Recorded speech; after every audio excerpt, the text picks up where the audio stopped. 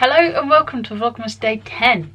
I've done 10 of these now. With the whole trying to move my channel into a bookish direction and kind of taking myself in the booktube direction, a video I've been making on my TikTok for a while and have seen a few times on YouTube is doing like a weekly reading wrap up where I summarise any of the books that I finished in the last week.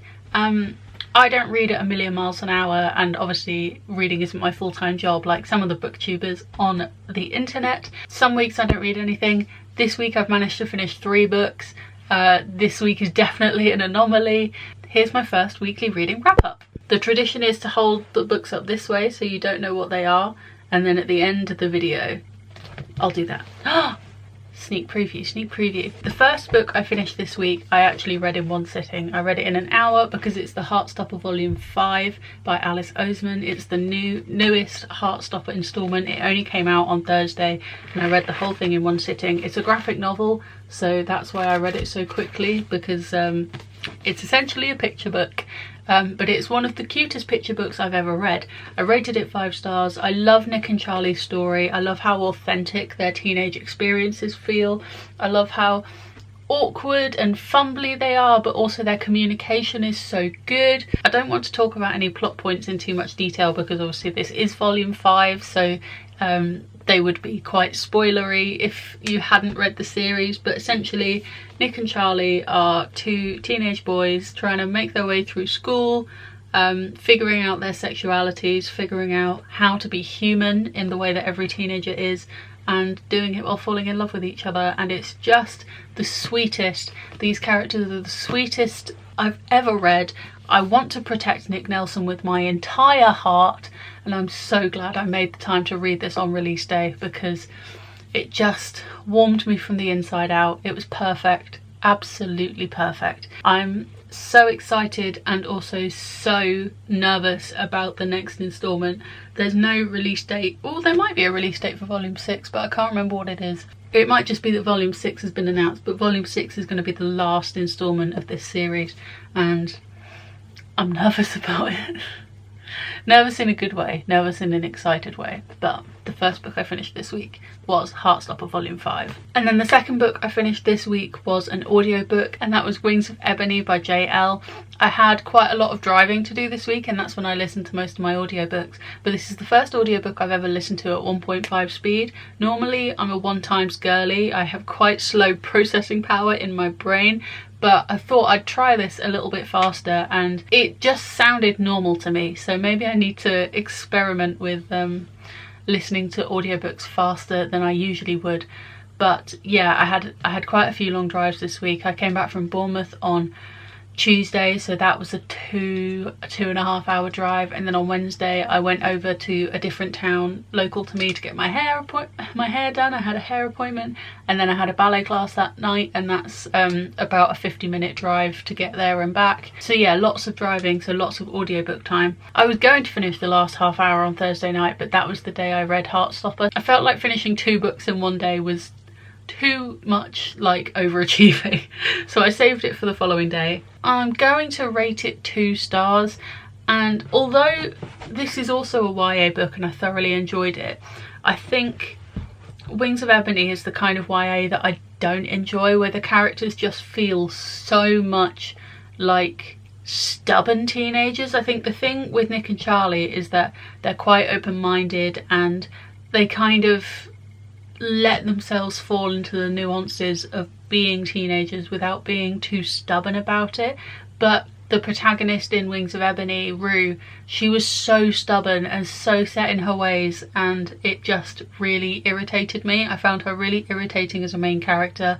I didn't care about her in any way, shape or form. I think a lot of the things that were being said about who she was as a person and the people that became her love interests were very much tell not show. So I was told that there was these feelings and this connection, but I didn't feel any of it. And the romance element just felt so forced. It didn't need to be there at all. I'm assuming it was a setup that will continue or come to fruition in book 2, but I'm never going to find out. I'm definitely not reading book 2. The fantasy magical element was okay, I guess. I think the fact that Rue was just such an unlikable character for me just meant I didn't care. Yeah, there was a strained relationship with her dad that didn't need to be as strained as it was, but again, she had that teenage stubbornness, so it made sense, and that's why I rate it 2 stars rather than 1, because I don't think it's a badly written book. It's just a book I didn't enjoy. I think her character vaguely made sense, but it just wasn't one that I enjoyed reading. I think the most enjoyable thing I found when reading this book was that I was listening to it on 1.5 speed, so even though I was listening for half an hour, I was getting through 45 minutes of the book, and the fact that I was getting through it quickly being my favourite part probably wasn't a good tell. And then the last book I finished this week, I was meant to film this video an hour ago, but I had 30 pages of this book left, so I thought that I would finish them so that I could include it in this video, and that's Window Shopping by Tessa Bailey. It's really short, it's only 248 pages.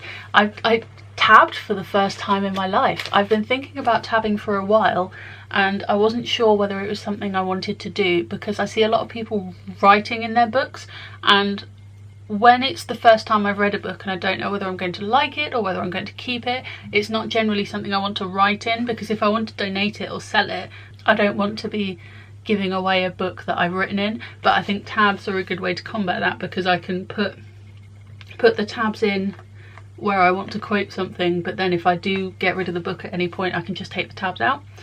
So that was very exciting that I tabbed for the first time. I used these tabs I got from one of my Illumicrate boxes. Very excited about that. But this I thoroughly enjoyed. It was a 4-star read. Everything in my gut is telling me that it should be a 3-star read, because the writing was fine. It was incredibly stereotypical, and if it wasn't a Christmas romance, it definitely would have been a 3-star book. But because it is a Christmas romance, how stereotypical and cheesy it was just gave it that Hallmark feel rather than being a stereotypical cheesy romance. Those factors actually enhanced it as a Christmas book. It was super cheesy, super romantic. They fell head over heels in love with each other they said, right, the narrative said they've only known each other for a few weeks, but I'm pretty sure on the first page it says it's 12 days to Christmas and the book ends on Christmas Eve, so they've known each other for less than 2 weeks. And it's all so ridiculous, but in that cheesy Hallmark Christmas way, so I loved it. I absolutely flew through it. I had the most fantastic time. It was absolutely ridiculous. It was my first ever Tessa Bailey, which was very exciting, and I really enjoyed it. It was heartwarming and cheesy in all the best Christmas ways, so I rated it 4 stars. Oh, I should probably say what it's about, okay? I'm just going to read the blurb because I'm really bad at summarising. 2 weeks before Christmas and all through Manhattan, shop windows are decorated in red and green satin. Satin? I think you have to have an American accent for that to rhyme. I'm standing alone in front of the famous Vivant department store when a charming man named Aidan asks my opinion on the decor. It's a tragedy in tinsel, I say, unable to lie. He asked for a better idea with a twinkle in his eye. Did I know he owned the place? No, he put me on the spot. Now I'm working for that man, trying to ignore that he's hot. But as a down-on-her-luck girl with a difficult past, I know an opportunity when I see one, and I have to make it last. I'll put my heart and soul into dressing his holiday windows. I'll work without stopping. And when we lose the battle with temptation, I'll just try and remember I'm just window shopping. So the fact that the summary on the back is written as a little poem tells you everything about how stereotypical and cheesy this book is, but it's in the best way.